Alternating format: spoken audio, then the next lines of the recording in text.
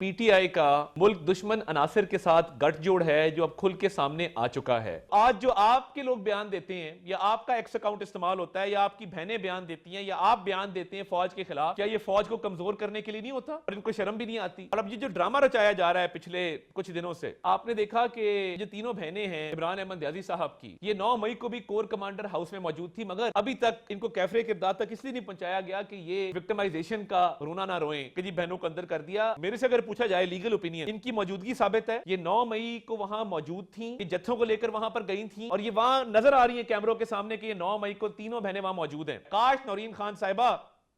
آپ جا کے اپنے شہداء کی بات کرتی، اس بچے ارتضیٰ عباس کی بات کرتی، مارکہ حق میں فتح کی بات کرتی، مگر آپ کو یہ توفیق نہیں ہے کیونکہ آپ کے لیے سیاست اہم ہے، پاکستان کو بدنام کرنا اہم ہے اور ذاتیات اہم ہیں۔ آپ کے لیے پاکستان کی سیکیورٹی، پاکستان کا مفاد کوئی معنی نہیں رکھتا۔